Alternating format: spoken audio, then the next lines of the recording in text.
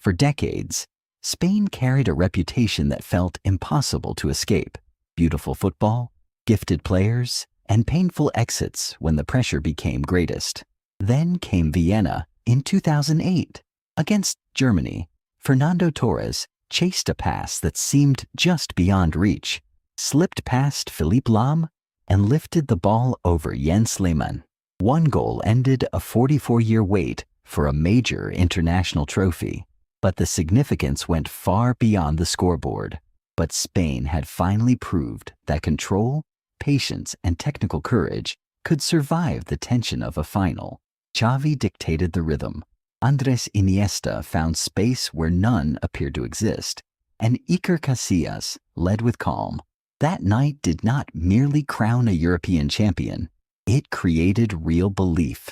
A generation that had grown up hearing about failure suddenly understood that history was not a burden they had to carry forever. And once that barrier disappeared, Spain began chasing something greater. 2 years later, that belief was tested on the biggest stage in football. Spain arrived in South Africa, yet as European champions, their World Cup began with a shock defeat to Switzerland. Many teams would have panicked. Spain did the opposite. They fully trusted the ball, trusted their structure, and trusted one another. David Villa delivered goals. Carles Puyol powered home the semifinal winner against Germany, and Casillas produced greatest saves when the margin for error vanished. Then came the final against the Netherlands at Soccer City. The match was tense, physical, and locked at 0 deep into extra time.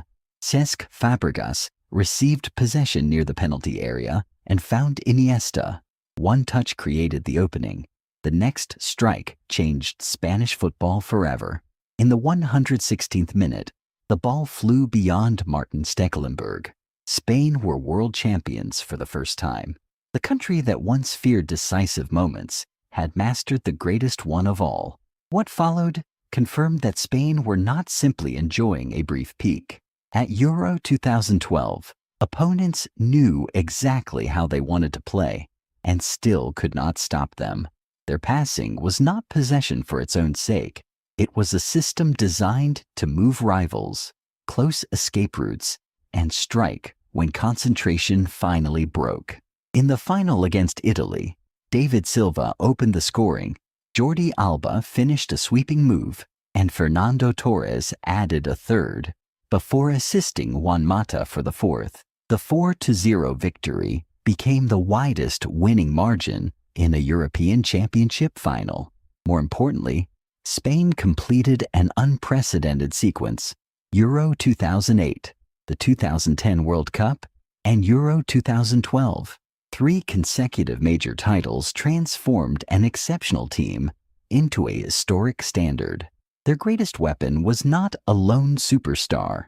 It was collective intelligence, the ability to recognize space, accelerate together, and make the hardest form of football look almost inevitable. Every dynasty eventually changes. Xavi, Iniesta, Casillas, Villa, Torres, Sergio Ramos, and other architects of that golden era moved on. Spain endured early exits, tactical doubts, and the question faced by every champion: can an identity survive when its icons now fade? The answer did not arrive at once. It was rebuilt through younger players, renewed intensity, and a willingness to combine traditional control with faster, more direct attacks. In 2023, Spain defeated Croatia on penalties to win the UEFA Nations League, with Unai Simon making 2 saves in the shootout and Dani Carvajal converting the decisive kick. It was more than another trophy. It was evidence that a new group could truly handle the same pressure that once defined their predecessors. Spain were no longer trying to recreate 2010. They were adapting its principles: technical quality, positional discipline, and courage on the ball for a new, faster generation, ready to write its own chapter. That transformation became undeniably at Euro 2024. Spain won all 7 matches, combining midfield control with the fearless width of Nico Williams and teenage sensation Lamine Yamal. In the final against England, Williams scored shortly after halftime, Cole Palmer equalized, and the match appeared to be drifting toward another anxious finish. Then, with 4 minutes remaining, Marc Cucurella drove a low cross into the area, and Mikel Oyarzabal attacked the space at precisely the right moment. His finish secured a 2-1 victory and Spain's record 4th European Championship. Weeks later, another Spanish generation delivered an Olympic classic in Paris. After France forced the men's final into extra time at 3-3, Sergio Camello scored twice to seal a remarkable 5-3 win and Spain's first Olympic football gold since 1992. Different squads, different stages, so same message, patience, pressure, and two nations carrying vast expectations. The match remained scoreless through 90 minutes, forcing the final into extra time. Then Ferran Torres delivered the decisive goal, giving Spain a 1-0 victory and the second world title in its history.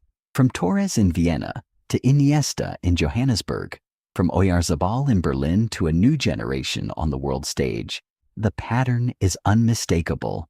Spain learned how to turn control into conviction and talent into trophies. This is no longer the story of one golden team. It is the story of a football culture that keeps evolving, keeps producing, and keeps believing.